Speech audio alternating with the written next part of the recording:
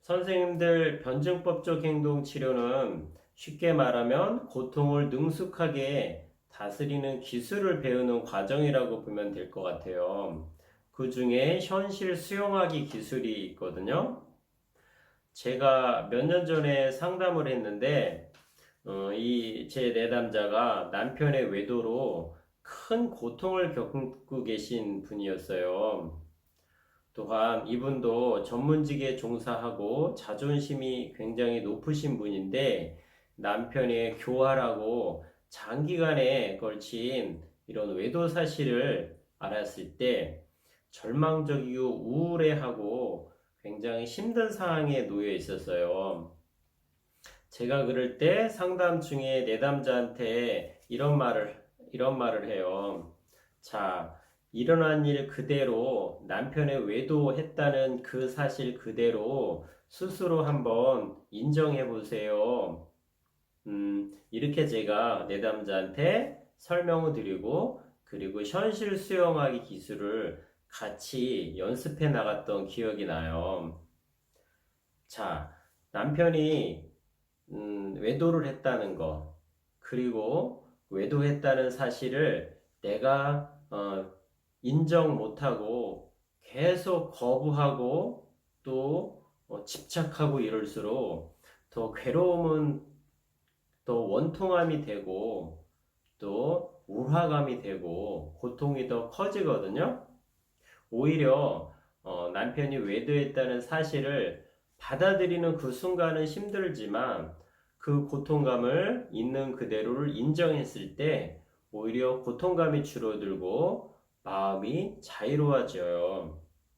자, 선생님들도 그런 경험 있지 않나요? 지난날의 삶을 되돌아보면은 오히려 내가 인정을 했을 때 내 주위에 벌어진 고통스러운 일들을 인정했을 때 오히려 마음이 편해지는 경우가 대부분이었을 거예요. 예를 들어서 안타깝게 시험에 떨어진 경우, 그리고 내 주위에 사랑하는 사람들이 죽거나 이별했었던 것, 이런 것들을 인정하지 못하고 계속 집착하거나 아니면 부정하거나 밀어내거나 이런 것들은 오히려 그 고통을 큰 괴로움으로 계속 끌고 가게 만드는 경우가 많거든요. 자, 여기서 중요한 거는 현실 수용하기는 상대방을 용서하라는 것도 아니에요. 아까 제가 말씀드린 제 내담자에 의해서 남편이 외도했다는 사실을 용서하라는 것도 아니에요. 자, 두 번째, 현실 수용하기는 어떤 판단이나 비판을 수용하라는 게 아니에요. 예를 들어서 제 내담자가 아이고 내가 얼마나 바보같이 살았으면 남편이 저렇게 외도를 했을까 저런 남편하고 같이 사는 내가 참 바보야 이런 스스로에 대한 판단을 수용하라는 게 아니고 내 주위에 일어난 사실 그대로를 인정하라는 거죠.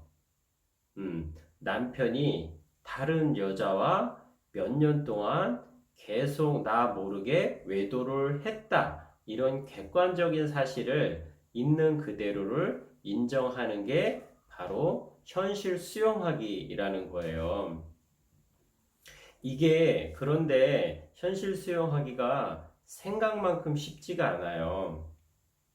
반복적인 노력과 반복적인 선택과 또 지속적인 연습이 필요한 경우가 많거든요. 왜냐하면 우리의 뇌는 어떤 고통스러운 일이 벌어지거나 문제가 벌어지면은 투쟁 도피 반응이라 그러죠. 끊임없이 싸우거나 아니면 고통을 회피하려는 그런 본능적인 기제가 우리 뇌에는 있어요. 그쵸? 하지만 우리 뇌는 이 문제가 생겼을 때 이 문제를 끊임없이 붙들고 싸우거나 아니면 도피하거나 억압할수록 내 고통감이 더 커지고 부정적인 생각이 많이 든다는 사실을 몰라요. 자, 이럴 때 우리를 흔히 두 번째 화살이라는 말을 하죠. 첫 번째 화살은 어쩔 수 없이 내가 맞았지만 자, 두 번째 화살은 내가 나한테 쏜 화살. 누가 나한테 화살을 쐈을까? 난 참 바보 같아. 어?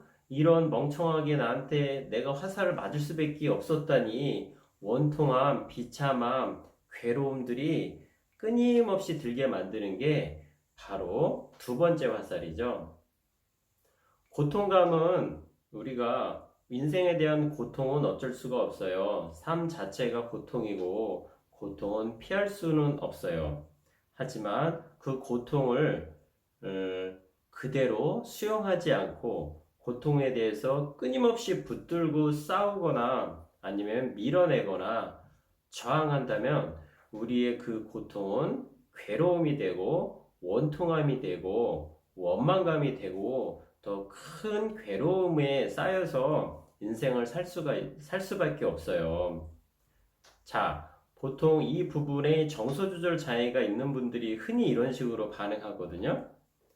어떤 우울함, 분노감, 불안감에 휩싸여서 감정 조절이 힘드신 분들은 이렇게 현실을 수용하는 거를 너무나 힘들어해요.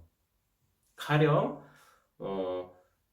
제 내담자가 남자친구와의 어떤 서로 좋은 관계를 유지하다가 남자친구가 이별을 통보해요. 자, 이 상황에서 남자친구가 제 여자 내담자한테 이별을 통보한 사실을 있는 그대로 수용하지 못하고 집착하고, 아니면 협박을 해서 남자친구를 다시 자기 자신으로 되돌아오게끔 연인 관계로 회복하게끔 끊임없이 몰입하고 집착하고 협박하고 스스로를 우울해하고 괴롭게 한다면 어떨까요? 자, 이런 상황이라 그러면은 더 크나큰 고통감이 밀려오겠죠? 있는 그대로의 사실을 인정하고 또 남자친구가 나를 떠났다는 사실을 있는 그대로를 수용할 때 우리가 한 걸음 한 걸음 앞으로 더 성장할 수가 있는 거죠. 나에게 벌어진 일을 있는 그대로를 수용한다는 것 자체가 내가 현실적인 바탕 위에서 한 걸음 한 걸음 더 전진해 나갈 수 있다는 거, 그리고 감정적인 고통이 더 줄어든다는 거. 그래서 변증법적 행동 치료는 이렇게 현실 수용하기 기술을 연습을 많이 시키고 실제로 활용하게 해요. 근데 이게 보통 서양의 일반적인 심리치료 기술하고는 조금 다른 그런 방법이죠. 왜냐하면은 보통의 다른 심리치료 방법들은 보통은 나에게 괴로움을 주는 외적인 환경들, 그리고 내면적인 내 마음의 문제를 제거하는 거, 없애는 것에 포커스를 맞추다 보니까 문제를 끊임없이 분석하고 또한 통찰을 유도하고 그런 식의 심리치료 기법을 쓰는데 변증법적 행동치료는 조금 다르죠. 고통감을 제거하기보다는 있는 그대로를 인정하는 것. 그래서 내가 고통으로부터 자유롭고 고통에 더 끄달리거나 싸움을 멈출 때 오히려 내가 자유롭다는 것을 얘기해줘요. 자, 변증법적 행동 치료는 이렇게 현실 수용하기 기술이라는 게 있고, 그 현실 수용하기 기술에 네 가지 기술이 있어요. 바로 철저하게 수용하기, 그리고 기꺼이 하기, 고집 부리기, 그리고 마음 되돌리기, 그리고 살짝 미소 짓기, 기꺼이 하는 손, 요런 네 가지 파트의 기술로 나눠져 있어요.